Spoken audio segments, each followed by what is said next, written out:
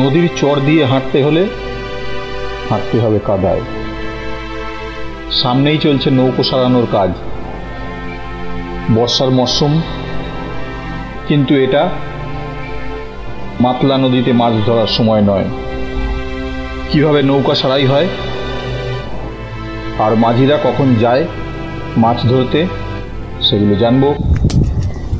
ভিডিওটা ভালো লাগলে চ্যানেলটা সাবস্ক্রাইব করবেন, সঙ্গে থাকবেন। ভিডিওটা দেখার জন্য ধন্যবাদ। ফাঁক বন্ধ হচ্ছে, বুঝলে? আচ্ছা, এগুলো ফাঁক বন্ধ হচ্ছে। হ্যাঁ, জলটা আর হবে না। আচ্ছা, সুতলি দিয়ে জল লিক করবে না? না।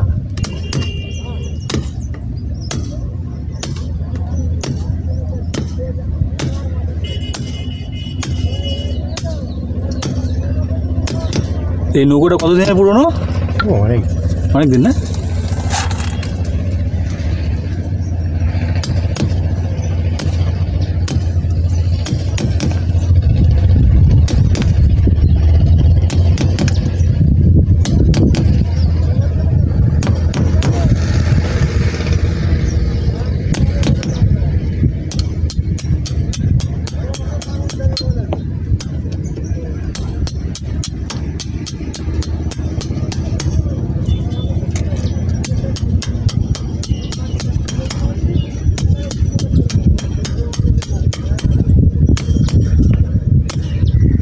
এই নদীতেই মাছ ধরেন নাকি?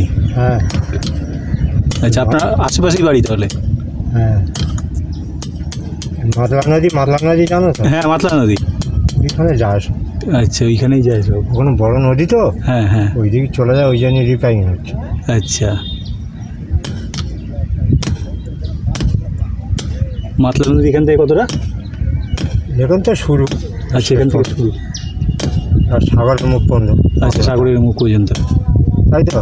হ্যাঁ, তাই বলছে তো। হ্যাঁ, তাই তো বলছে, সাগরের মুখেই তো, সব তো সাগরে গিয়েই জমছে।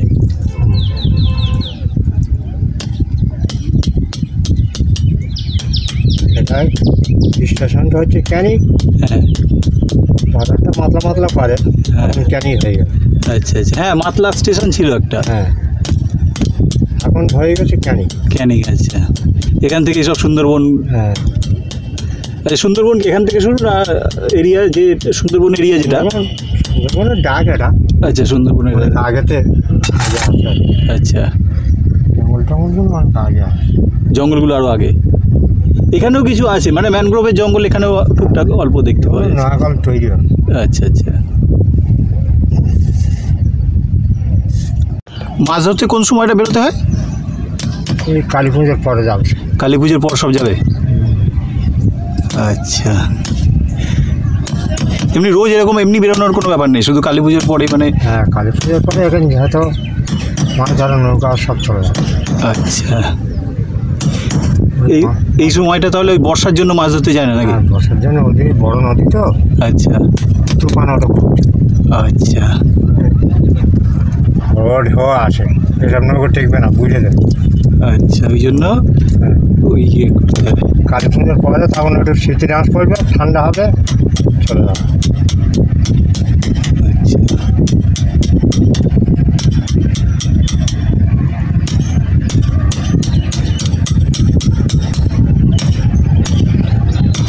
এদিকে দুর্গাপুজো কিরকম হয়? হয় দুর্গাপুজো হয় এদিকে? ভিতরের দিকে একটা হয়। আচ্ছা, আর এই নদীর কোলের সামনের দিকে গেলে একটা। আচ্ছা,